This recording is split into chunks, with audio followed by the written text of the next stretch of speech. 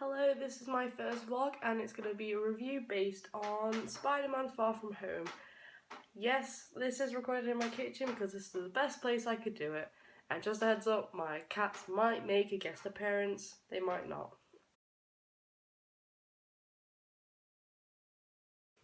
So, Spider-Man Far From Home follows after Avengers Endgame, so after that it could have been anything, but in the advert it showed us this strange person with what looks like Doctor Strange sort of powers, but we soon found out that that is Mysterio, and well, from the advert it makes it look like he was going to be a superhero as well, and he was going to help out Spider-Man. So this video I'm going to talk about the plot, some of the characters, like sort of based on the comic books and like what they kind of mean and possible things that could follow after, and my opinion. So if at any point you want to skip part, I will try and include the time so you can skip to whichever bits you want. So in this video, I've already said I'm going to talk about the plot, so just a heads up, there are going to be some spoilers, so if you don't want to see them, then just skip ahead or watch this after you've seen the film. In my honest opinion, I love this film. I am a big Spider-Man fan as it is, but I absolutely love all of the links that they include. They can be really subtle, you know, like all Marvel films do. They have these little bits of linking to past films, but this film, it links to like Spider-Man's origin story, I guess. The small bit where he's packing his suitcase, the initials BFK, no, BFP is on there, which is a link to his Uncle Ben, which kind of raises the question is, what's the story for him in this sort of universe? Obviously in the Tobey Maguire ones and Andrew Garfield films, you see him get killed. As horrible as that sounds, you actually see him die, you see him get shot or whatever, and there's that really sad bit. But in this Spider-Man series or trilogy so far, we've not actually seen that, so it kind of makes you wonder, what happened? Will we ever find out? So to talk about the plot, this film starts with Nick and Mariah Hill in Mexico after receiving a report of what you soon find out to be an elemental, and Mysterio shows up and he says that iconic kind of, you don't want to be a part of this, which from the advert I sort of thought that would be a Spider-Man. Clearly it's not, and he beats it. Next, it went into Peter's high school, and it's like a little TV thing that shows two students who explain the stat, which they call the blip. It explains about how people who were disappeared in the blip have come back the same age, but the people who remain behind are 5 years older, so the years are a bit weird and they had to restart the whole year and everything. But now it's the end of the year, and Peter starts talking about how he's going on a school trip and he's going to try and make some moves with MJ. So from the advert we know Peter wants to go on his holiday without any superhero antics or problems, but obviously that doesn't really happen. There's this, before that though, there's a weird scene with May and Happy, you know, there's something going on there. Some people don't like that, but I think it's nice. It'd be nice for Peter to have a new father figure after losing Tony. And you know, he'll be a nice person. It just kind of beats he'll be in a vulnerable place, so maybe Marvel will try and kill him off too, but let's kind of hope not. Anyways, skipping ahead, Peter's first trip is in Venice, so he tries to get this little jewel for MJ and be really nice and everything, and a water elemental turns up, and of course Mysterio comes, but Peter doesn't have his costume. So he decides to grab this mask that's caught, that's seeing some rubble, and he's like, hey, I can help, I'm sticky and super strong. So he just, Mysterio tells him to lead it away from the canal, which he does, but he kind of just does all the background sort of stuff because he doesn't have his like suit. So he's kind of stopping a building from falling, you know, all the casual stuff, saving people, which is, you know, nice. After this, Fury decides to meet Peter, which you see in the advert. The amount of times that that little sentence was changed is just amazing, but yeah. Fury sees Peter, finally, and the whole point of that was to give him Tony Stark's glasses. This is the only thing he's left him, and they are called Edith. It like has all links to all the data and stuff like that, and it's called Edith.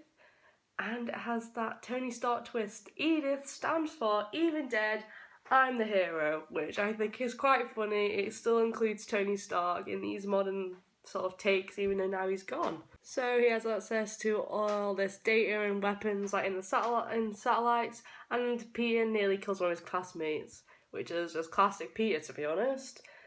Anyway, after this, they end up going to some underground place, and Beck explains what the elementals are, and that he has to fight them on his other planet, and it killed his family. You know, sad story and everything. And he also explains how this idea of a multiverse, which also links to a comic book. Can't remember the name at the minute, but yeah, like the name of the Earths, they link in the multiverses. And Peter fangirls, and Maria Hill and Fury are just like, can you stop? And Beck's like, don't apologise for being the smartest person in the room. So that's kind of nice. You see the connection already starting to form between these two characters. So then Fury wants Peter to join them, Beck and the others, to try and fight this last elemental. But Peter just wants to go back on his school trip and hang out with MJ, so he kind of turns it down. But Nick Fury, with all the power that he has, he changes Peter's school trip plans and makes them all go to Prague, where this fire elemental is going to appear. Then it moves on to Beck and Peter celebrating in a pub. Here there's a sort of touching scene where Peter ends up giving Beck the glasses. Beck tries them on, and he instantly looks like Tony Stark.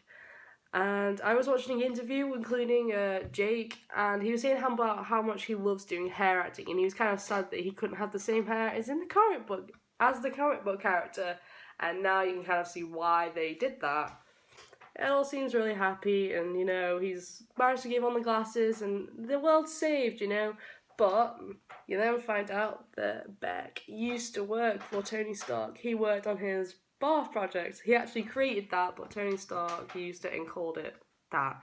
It was Beck's whole life work, and he sort of ruined it. But Beck was fired because of his unstable nature. So he sort of created a rise of ex-Stark work employees. This includes I forgot his name, but he's in the first Iron Man, when it's like, Tony Stark was able to build in a cave, and he's like, I'm not Tony Stark. So all these ex-Stark employees worked together and created this whole illusion of the elementals. Someone created the story, someone managed to create a device to give out the pulses that would even be detected on Fury's satellites. Someone did the costume, and Beck himself created the illusions, which are the elementals. Just skipping ahead a little bit, it then goes to where MJ and Peter are hanging out, and MJ's like, you're a Spider-Man, aren't you? And he's like, no, I'm not. Anyway, here MJ reveals that she has a piece that was like fallen, or that Peter shot down during one of the elemental attacks. They soon find out that this is a holographic device. It's like a projector for the drones that Beck's using. So this gives away the plan, and they don't really know who's done this until you see Mysterio actually on the projection, giving away his whole plan. You then go back to Beck working on his next battle that he's gonna just create, and he finds out that one of the drones is missing, searches where it could be and what came in and out of the building nearby, and he sees that it's Peter and MJ, which means they're now in danger again. So Peter tries to warn Nick Fury. This ends up leading to a battle with Beck. Beck just completely traps Peter in multiple illusions, which the effects are amazing. Honestly, if it doesn't win an award, I'll be really surprised. It's great. If you thought Doctor Strange was amazing for its effects, you've got to see this film.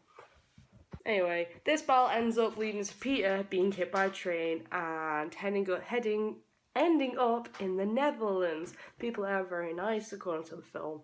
Happy ends up turning up to come and save him, and Peter just explains what's happened and then starts making his own suit and comes up with a plan to defeat Mysterio and get Edith back, of course. So, to beat Beck, Peter decides that he needs to get inside of the illusion, which he manages to do and tries to disrupt the drones that are inside the illusion, creating it.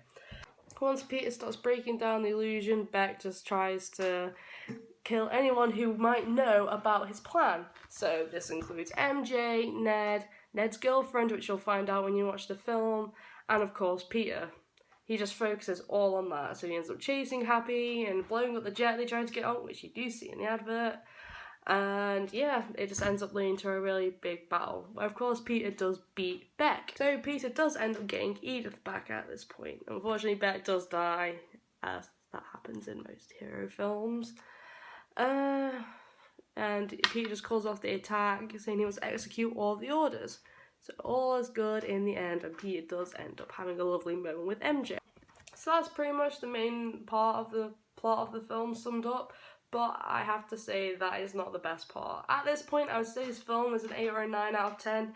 It was an amazing film with amazing effects and a pretty cool storyline, but there is a mid-credit scene, and if you have seen the Tobey Maguire Spider-Man films, you will absolutely love it, because Peter and MJ are going for a nice trip flying through the sky, and he drops her off, goes to go, and then there's a news flash, and there is a video given by the Daily Bugle, which of course is a newspaper from the comic books and the Tobey Maguire series and everything like that. It's a video of Mysterio saying that Peter has created all this destruction on the elementals and attacked him for no reason, so people don't know that Beck's a normal person. They still believe he is Mysterio, a person from another multiverse. But that's not the best part. Then, J. Jonas Jefferson, I can never say his name. Yeah, J. Jonas Jameson appears to say his usual antics about Spider-Man and how he's a menace, which I absolutely love. The fact that they brought the same actor in is also just an amazing touch. This also just ultimately made this film a 10 out of 10. It was just amazing. And yeah, obviously you're gonna know him from the Tobey Maguire series, you know, the emo Spider-Man and like James Franco and that. It's just a great touch to an already amazing film. Obviously, this footage was docked and edited by the other Stark employees that left behind. It's said by Beck a lot in this film that people will believe anything these days. Someone who's smart, they won't listen to, but if you're wearing a cape and have lasers shooting out of your fingers, they will listen to you and pretty much believe you. So after including J. Jonah Jameson, this could maybe suggest that they're going to maybe follow some themes from the other trilogies. Now with the Tobey Maguire ones, they include the Green Goblin and Harry Osborn, Norman Osborn, and I think it would be really cool to see the Green Goblin in this series. I know some films that can be really boring when they just keep repeating the same villains. I know he was in the Tobey Maguire ones and the Andrew Garfield ones, but I would just think it'd be really cool to see how modern sort of CGI would look on the Green Goblin. I think it'd be really cool, see how it works, so how they'd sort of twist the story maybe a little bit. We always see the same development of the character, I suppose. It'd be a good way to see how would they deal with it. And if that wasn't enough, there is an end credit scene where you find out that Fury and Hill are Skrulls. You see the Skrulls in the Captain Marvel film, they're the green shapeshifters. So for the whole time it's been them. It's not actually been Nick Fury, which I suppose there are really, really small hints, but you have to really have like a really close eye to notice them. At the very start of the film, Hill calls him Nick, which from Captain Marvel you're not supposed to do, like supposed to call him Fury. And when Mysterio is introduced, Nick says, when he says it's from Earth, just not yours, when really he should be saying ours. So they're really small details, but if you saw them, you should let us know, you deserve some praise for that, to be honest. One thing I have to say as well, the whole fact that that isn't actually Nick Fury, you'd think that if some stranger comes over, maybe they would have some background check on him. If someone just like, I'm going to help save the world, he's probably maybe check on them. Seems that he was an ex-Stark employee, there'd surely be some face recognition maybe, or something like that. Maybe I'm overthinking it, but yeah. Now I'm going to talk about the characters. I wanted to include this after because I've made some links to the film in my research. So expanding on my opinion about the idea of the Green Goblins, or even having the Osborn family in it, on the Marvel website it says that MJ dated Peter a couple more times and became part of his circle of friends during Harry Osborn, Gwen Stacy and Flash Thompson. But Peter and Gwen fell deeply in love and Mary Jane could offer no such commitment. Instead, Mary Jane began casually dating Harry, which you do see in the Tobey Maguire films. Though she flirted sometimes with Peter and others, but when Harry developed a drug addiction, his relationship with Mary Jane suffered greatly, and it never truly recovered. So maybe Marvel might touch on this subject if they were to look into it. I don't know whether they would maybe go into something like that, but I would say it's kind of a common issue. Well, not common, but a modern issue. so maybe they'll include some sort of modern twist on that. With the death of Gwen Stacy and Norman Osborn, Mary Jane's friendship with Peter remained true, and she confirmed. I can't read out.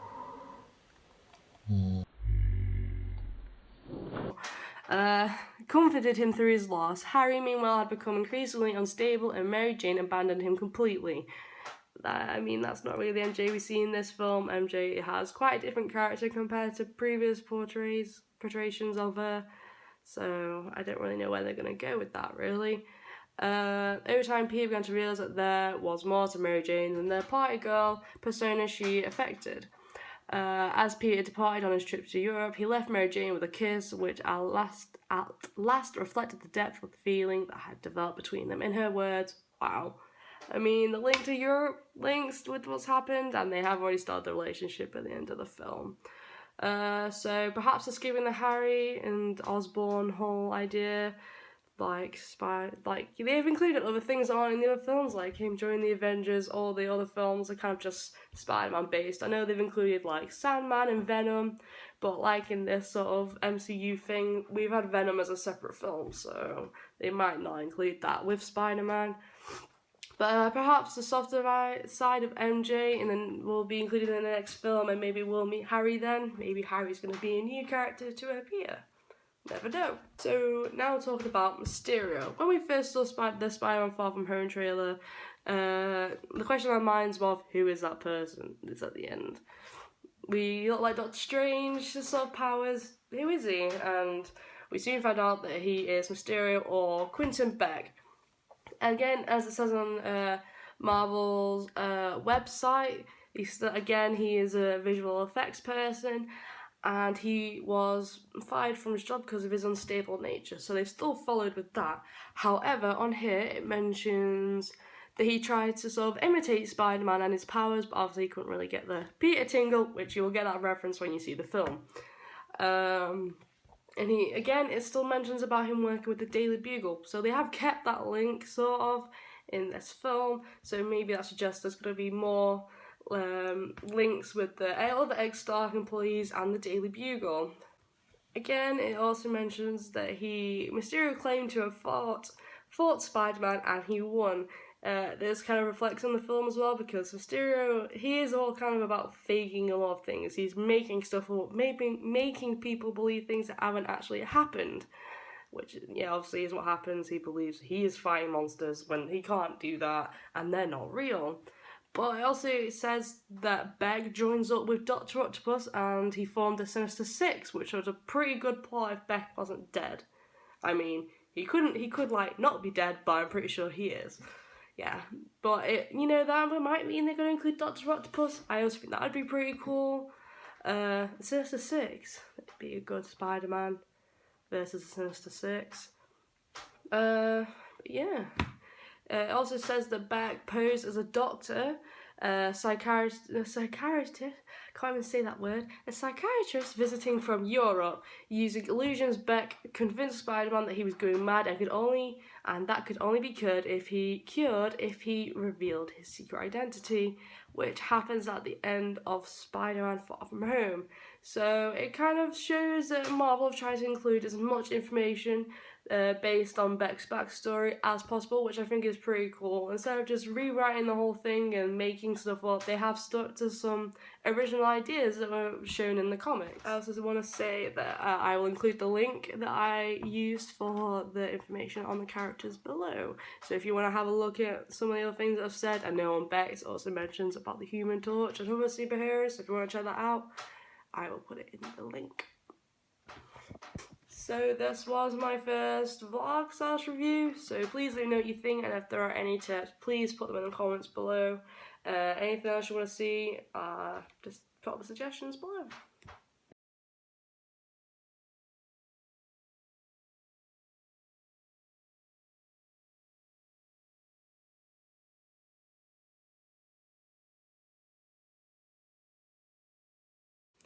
Okay, so I am planning on doing a few vlogs and maybe film reviews, and I might do a few profiles on my cats, so that might seem a bit weird. I am a bit of a crazy cat lady, but I thought I'd let you know about the content I might be uploading. Just to quickly introduce you, I mean, look at these little faces. That's Fudge, and this is Millie, who is asleep. So if you have any suggestions of what you want videos to be based on, just put them in the comments below. Thanks.